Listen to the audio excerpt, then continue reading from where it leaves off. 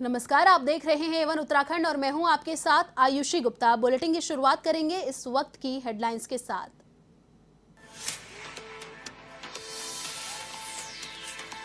उत्तराखंड के सीएम धामी ने महानवमी के अवसर पर की पूजा अर्चना। मुख्यमंत्री आवास पर कन्या पूजन कर की विश्व कल्याण की कामना। प्रदेशवासियों को दी नवरात्रों की शुभकामनाएं।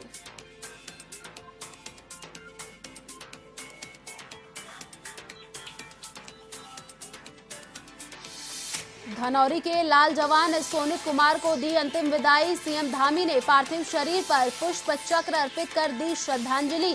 परिजनों को हर संभव मदद का दिया भरोसा। साथियों की जान बचाते समय गुवाहाटी में हुए थे शहीद।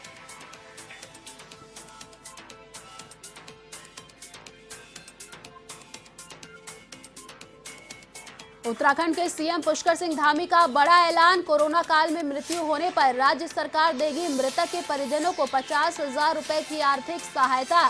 जिलाधिकारियों को पुख्ता व्यवस्था करने के दिए निर्देश।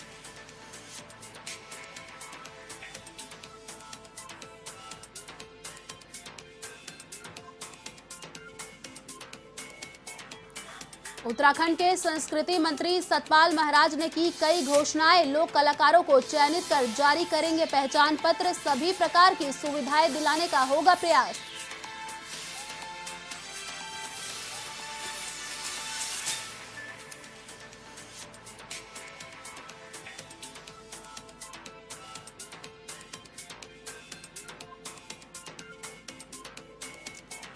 उत्तराखंड के शिक्षा मंत्री अरविंद पांडे ने दी कांग्रेस को नसीहत। कहा, जो लोग भ्रष्टाचार में लिप्त हैं उनको आरोप लगाने का अधिकार नहीं। पूर्व मुख्यमंत्री हरीश रावत पर भी साधा निशाना।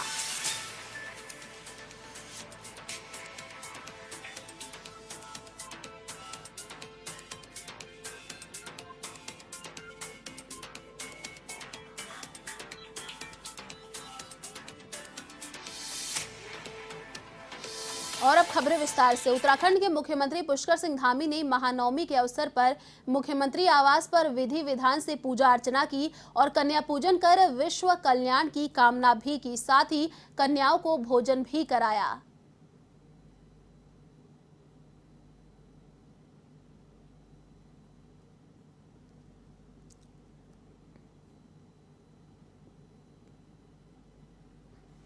हरिद्वार के दिव्य योग मंदिर में रामनवमी के मौके पर स्वामी रामदेव और आचार्य बालकृष्ण ने कन्या पूजन किया। 9 दिनों तक चले वैदिक अनुष्ठान के समापन पर विधि विधान से यज्ञ हवन किया गया। इस दौरान स्वामी रामदेव और आचार्य बालकृष्ण ने कन्याओं को भोजन कराया और आशीर्वाद लिया। इस दौरान स्वामी रामदेव ने कहा कि नवरात्रों के दिनों में भगवान के विभिन्न रूपों की आराधना की जाती है और हम उपवास और उपासना से अपने अंदर आध्यात्मिक ऊर्जा का संचार करते हैं। साथ ही ईश्वर से प्रार्थना करते हैं कि समाज में सुख और समृद्धि बनी रहे।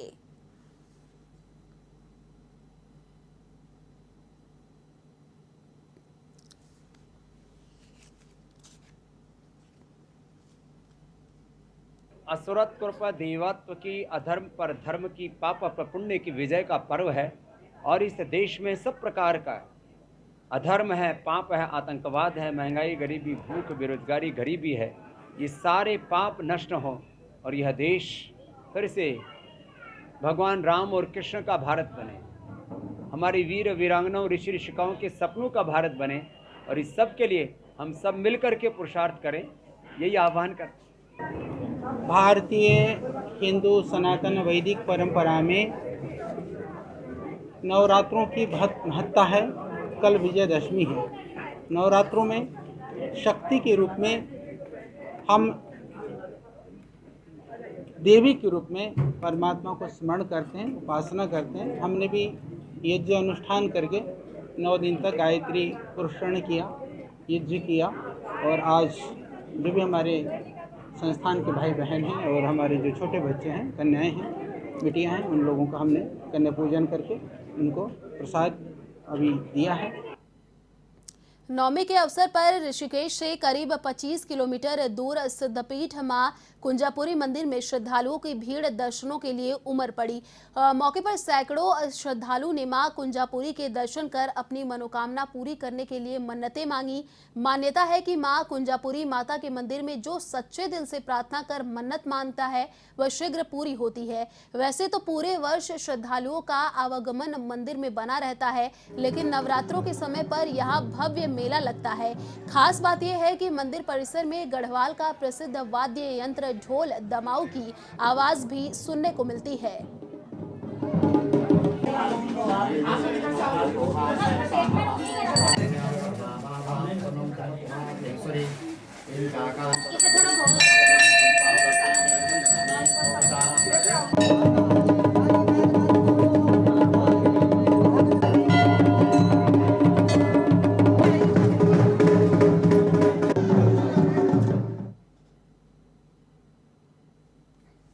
यहाँ पर माँ शक्तिपीठ कुंजापुरी देवी जी का वक्षस्थल है और ये ऋषिकेश से लेकर के यहाँ पर की जो दूरी है मात्र 27 किलोमीटर की है। ये माँ बहुत ही दयालु, बहुत ही करुणामय और गागर में सागर भरने वाली देवी है।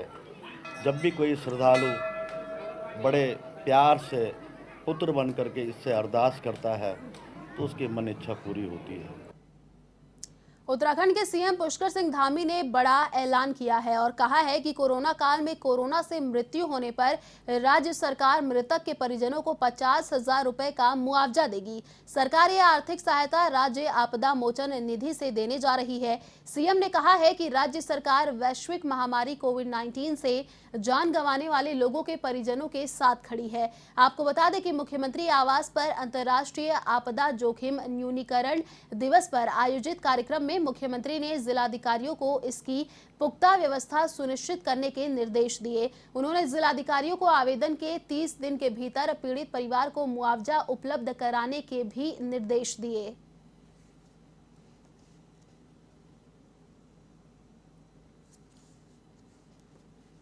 आप देखते हैं पिछले महामारी के दौरान जिनके परिवार से भी कोई भी एक सदस्य के जाने पर एक सदस्य की अगर वहाँ डेथ हुई है तो हमने तय किया हमारी सरकार ने कि हम जो है 50,000 रुपये की सहायता राशि देंगे। उत्तराखंड का संस्कृति विभाग लोक कलाकारों को चयनित कर उनको पहचान पत्र जारी करेगा। यह पहचान पत्र लोक कलाकारों को सभी प्रकार की सुविधाएं दिलाने में कारगर सिद्ध होगा। पौड़ी गढ़वाल अल्मोड़ा के नवनिर्मित मंदिर के उद्घाटन एवं मूर्ति स्थापना के अवसर पर एक विशाल जनसभा का आयोजन किया गया, जिसमें मुख्य अतिथि के रूप में पर्यटन, धर्मस्व एवं संस्कृति मंत्री सतपाल महाराज ने कई घोषणाएं की। कार्यक्रम के दौरान संस्कृति मंत्री सतपाल महाराज ने कहा कि उत्तराखंड के लोक कलाकारों को संस्कृति विभाग द्वारा एक पहचान पत्र जारी किया जाएगा। इस पहचान पत्र में कलाकार का आधार नंबर, आय एवं अन्य सभी प्रकार के विवरण उपलब्ध होंगे। यह पहचान पत्र सभी कलाकारों को हर प्रकार की सुविधाएं दिलाने में बेहद उपयोगी होगा।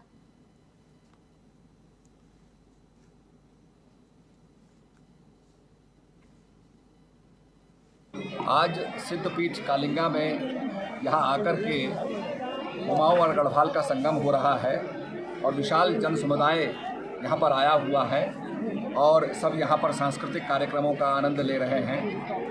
मैं ये बताना चाहूँगा कि गढ़वाल और कुमाऊं को जोड़ने वाली जो सड़कें हैं उनको प्राथमिकता के आधार पर हम करने जा रहे हैं ताकि हमारे गढ़वाल और कुमाऊं की कनेक्टिविटी जो है वो साकार हो।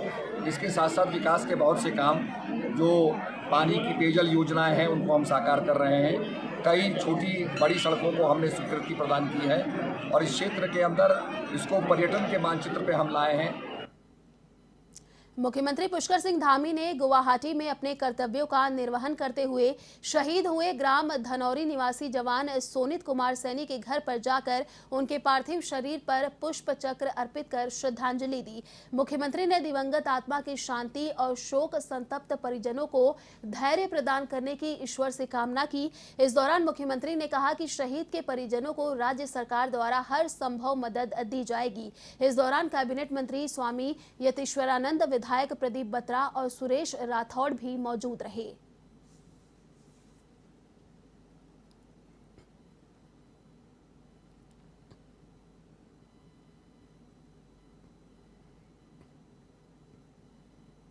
चारधाम यात्रा के प्रवेश द्वार ऋषिकेश के श्यामपुर क्षेत्र में गढ़वाल का पहला सीएनजी पंप खुल गया है, जिसका उद्घाटन पर्यावरण मंत्री डॉक्टर हरक सिंह रावत ने किया। सीएनजी पेट्रोल पंप के खुलने से सैकड़ों वाहनों के संचालकों को लाभ मिलने की उम्मीद है। अभी तक सीएनजी से संचालित वाहनों के चालक सीएनजी भरने के लिए वाहनों को हरिद्वार और देहरादून ले जाते थे। समय और धन दोनों की बर्बादी होती थी।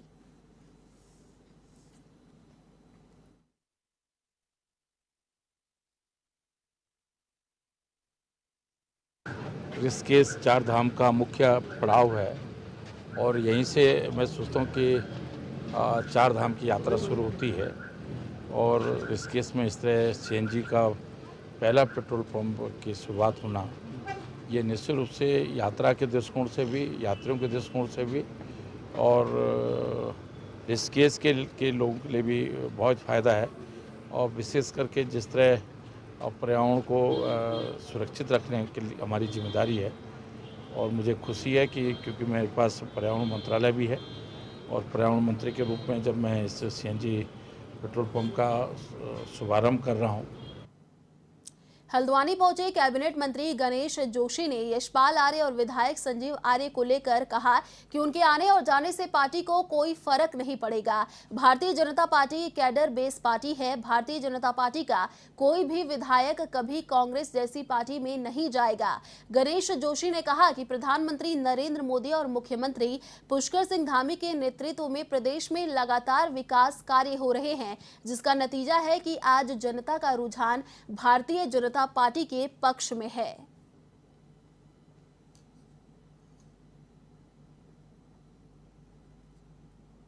जहाँ तक भारतीय जनता पार्टी की बात है, भारतीय जनता पार्टी एक कैडर बेस पार्टी है और भारतीय जनता पार्टी का कोई भी विधायक कांग्रेस में जाने वाला नहीं है। ये तो इम्पोर्टेड माल था, आया और चला गया और उनके आने जाने से कोई फर्क भी नहीं पड़ने वाला है। सिर्फ एक घेराव देखकर ये देखकर कि साहब मेरा घेराव हो गया, मुझे काले झंडे दिखा दिए, इतने में हवा निकल गई और दूसरा रास्ता चुन लिया। व्यक्तिगत रूप से मैं उनका बहुत सम्मान करता हूँ, भले आदमी है, लेकिन बेहतर होता वो यहाँ पर रहते, लेकिन उनके जाने से कोई फर्क पड़ने वाला नहीं है। अगर दम घुट रहा था तो इतनी देरी क्यों कर दी? अगर दम घुट रहा था तो पहले चले जाना चाहिए था।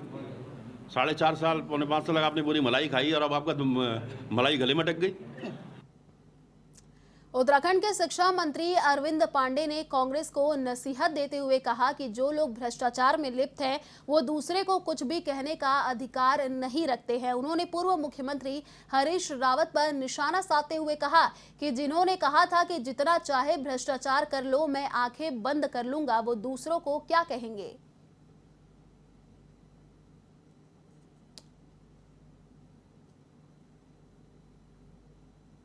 सूप तो बोले बोले छलनियों को नहीं बोलना चाहिए। जो लोग इस प्रदेश की बहुत बड़ी व्यवस्था में बैठ के बोलते थे कि मैं अपनी आंखें मूंद लूँगा, मैं अपनी आंखों को बंद कर लूँगा, जिसको जो लूटना लूट ले, ऐसा आदमी क्या किसी को पुण्य और क्या किसी को पाप बोलेगा। वाले विधानसभा चुनाव में बीजेपी में कई सिटिंग विधायकों का टिकट कटने की संभावना है। राजनीतिक गलियारों में यह चर्चा आम है कि इस बार बीजेपी करीब 20 से ज्यादा अपने सिटिंग विधायकों का टिकट काटेगी। बीजेपी ने अपने सभी विधायकों के क्षेत्रों में एक आंतरिक सर्वे कराया है और पार्टी सर्वे के आधार पर जिन विधायकों का काम संतोषजनक नहीं होगा, उनका टिकट कटना लगभग तय है।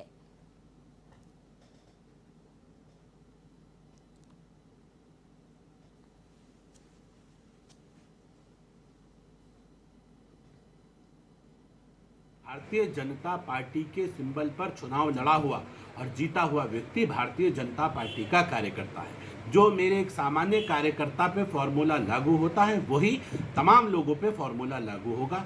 जो व्यक्ति ईमानदारी से बढ़िया काम कर रहा है, उसका कद को बढ़ाया जाएगा, उसे आगे जिम्मेदारियां दी जाएंगी। जो व्यक्ति अंडर परफॉर्मर रहा होगा, वो कोई हो, भारतीय जनता पार्टी के सब कार्यकर्ता हैं, उनके टिकटों को काटा जा सकता है। और ये तय करता है भारतीय जनता पार्टी का जो इंटरनल सर्वे होता है। उस सर्वे में क्लियर हो जाता है कि किसने अच्छा काम किया है और कौन केवल राजनीति हवा हवा में करते रहे। तो मुझे लगता है भारतीय जनता पार्टी अपने सर्वे के आधार पर सबको अपना कार्यकर्ता मानते हुए निर्णय लेगी और मैं ये मानता हूँ।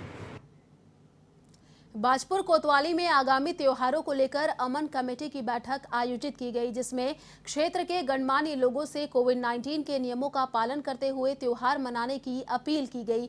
आपको बता दें कि मुस्लिम समुदाय के पर्व बारावफात और हिंदू समाज के पर्व दशहरा और वाल्मीकि जयंती को लेकर बाजपुर कोतवाली में सीओ वंदना वर्मा की अध्यक्षता में अमन कमेटी की बैठक आयोजित की गई।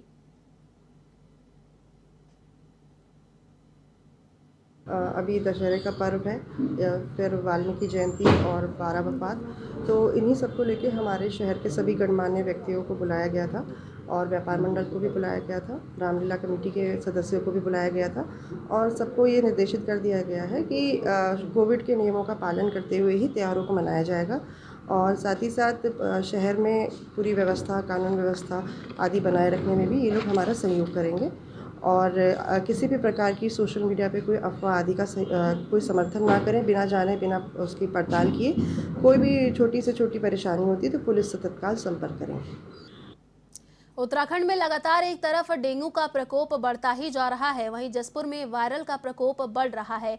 चिकित्सालय में रोगियों की संख्या में इजाफा हो रहा है। इसे लेकर सामुदायिक स्वास्थ्य केंद्र अधीक्षक हितेश कुमार ने बताया कि उत्तराखंड में डेंगू का प्रकोप बढ़ता ही जा रहा है। वहीं मौसम के बदलते मिजाज के चलते वायरल का प्रकोप बढ़ता जा रहा है। जसपुर स्वास्थ्य विभाग द्वारा चिकित्सालय में आए मरीजों की कोविड-19 की जाँच की जा रही है।